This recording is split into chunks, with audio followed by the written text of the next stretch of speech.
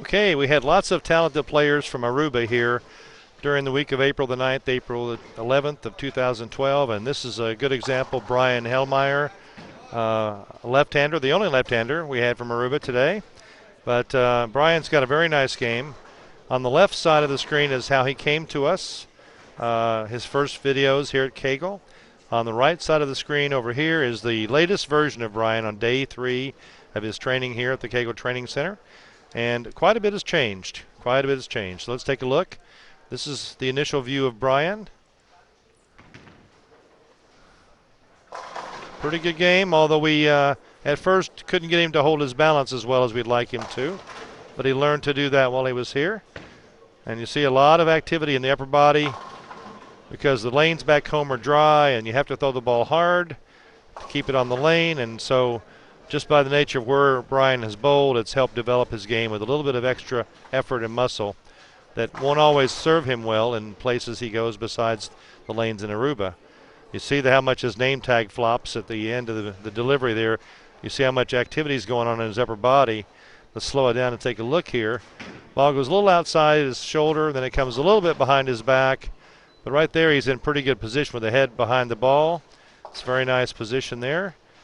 Then he comes through close to his ankle. And I like to see him finish the shot right in that position right there. We talked about that before. But he comes up a little bit, over-rotates his shoulders a little bit, and then his head moves up and to our right or his left. And that causes him to go off balance and have to step off the shot as he does right there.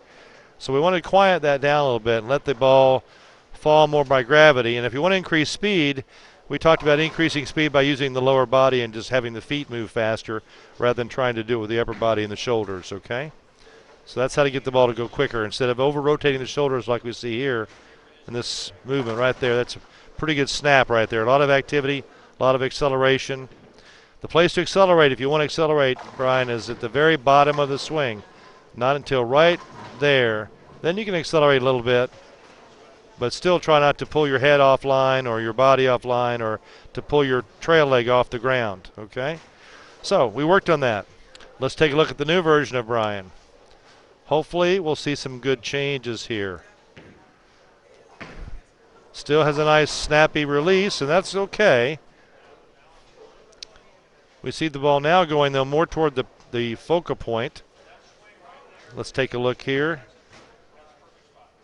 Ball's going now, being pushed right to the focal point, whereas back here, the ball was going much more to the outside. You see that ball moving outside now, away from the focal point, actually toward the gutter on the left side, where in this new video we see it's much more, you can tell just by looking, it's much more in the direction of his eye and much more in the direction of the focal point. That's a big, big difference right there. So let's see in the rest of the delivery here. Arm is close to the body as the ball goes in the backswing. That's good. Ball is right behind the head now, isn't it? Just like the top professionals. Let's draw the box around Bryan right now. And we'll see that we've got the body out of the way.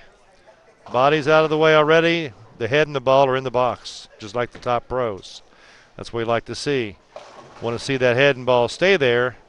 We see now the ball's in the box, the head's in the box. Let's move it over just a little bit to get it just in the right spot at the finish here. Pretty close right there.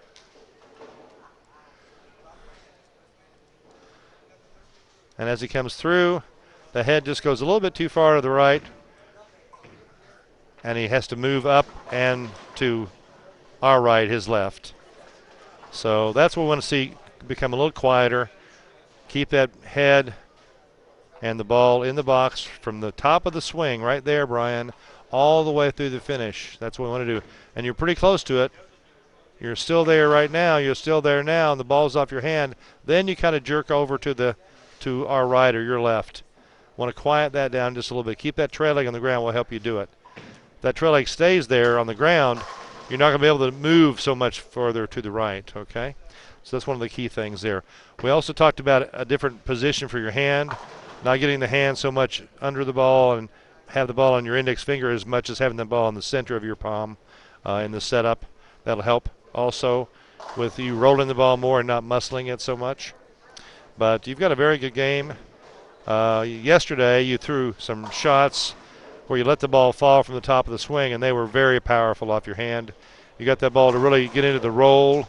We watched some videos about how important it is to get the ball into that roll before it hits the pins. And those balls yesterday were getting into a super good roll before it hit the pins. The ball was finishing right in the center of the pin deck at the back end. And wow, it hit the pins, and they all went down every time.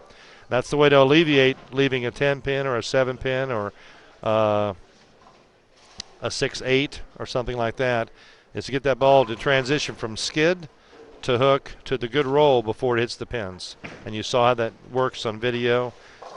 We also practiced some drills today. They're going to help you with your finish position, help you keep your arm in close to the body, help you with your hand position with that index finger behind the ball, you know, and your hand behind the ball, holding it there at the finish. That'll be good for you. So those drills, we did the foul line drill, the swing and slide, and the 3-step drill will be helpful. And the 3-step you can use in competition, especially in Aruba where the lanes really get dry. So that's a good thing to be able to use and practice it. So when you have to do it, it'll be totally comfortable to you. I've told everybody else, I'll tell you, it takes about 4 to 8 weeks for what we learned here today, the last 2 or 3 days, to become really comfortable and for you to get the full benefit of those skills. So give yourself time, be patient, and commit yourself to practicing at home and working on these skills. And maybe if you can take some videos at home, that'll help you. You can get someone to watch you, or let them know what you're looking for. You want to keep this head steady and not have it move out of that box there, and not have to raise up so much at the line. Okay, stay down and stay balanced right in this position right there. That's a great position there. Okay, so that's kind of the keys for you. Not a lot of things, but these things can make a big difference in your game. And right now you can bowl really good the way you're doing, but the way to get better are to make these changes. Okay. Any questions on anything we talked about? Okay. And I compared you the other day to some professional bowlers, so that's in your DVD.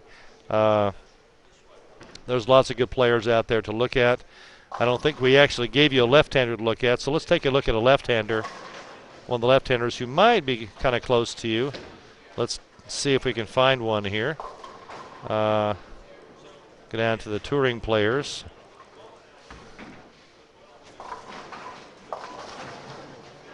And let's see.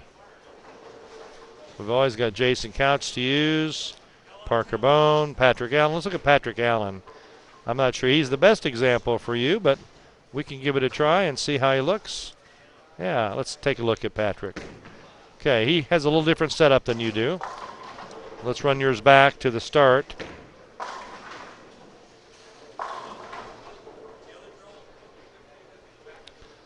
Okay, right there, you don't look too different, do you? He's kind of holding the ball in the same place. Notice how much support Patrick has from his non-bowling hand here. That gives him a real easy way of relaxing his bowling arm completely and having it be very loose and relaxed when he starts his swing. So that's a very good indication. Okay, so let's draw the box around Patrick as well.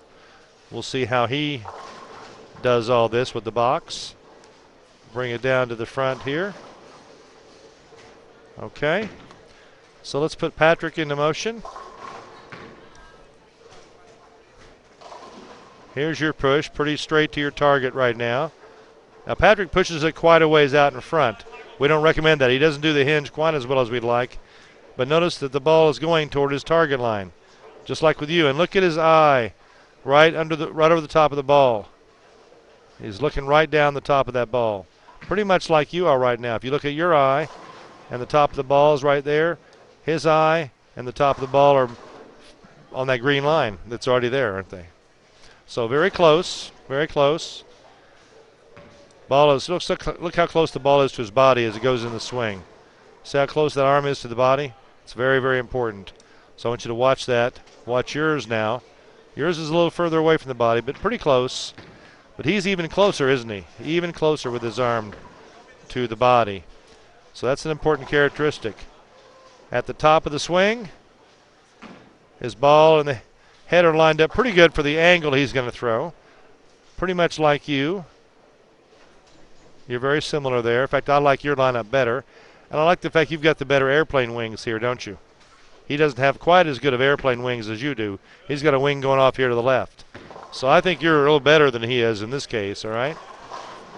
And let's watch you come to the finish. Right there. Looking pretty good with your head and the ball right in the box. And let's see about Patrick over here. He lines up pretty good too with the head and the ball right there, doesn't he? Look at that. And the ball is actually inside his chin. If I drew a line down from his chin straight down here, you see the ball is going to be inside that line. From you, it's going to be pretty close to be the middle of the ball, looks like, okay? If I drew a line down here. So want to try to get your head further to the right and to keep it there. And yours goes to the right eventually. But Patrick's head stays pretty steady. Not too much movement there. A little bit of movement to the left. Your follow-through is right through the face. His follow-through, pretty close, right through the face. If I move him over, though, his trail leg is up in the air. How about that? So everybody doesn't keep it on the ground, do they? There's no absolute rule. So you can do that, but I still prefer be on the ground. I think it's better for you where you're at right now. But Patrick has been very successful on the tour, so I guess I don't think I get very far telling him to keep his trail leg down, you know. But that's one comparison. We did another one. I just thought it'd be fun to do another left-hander now.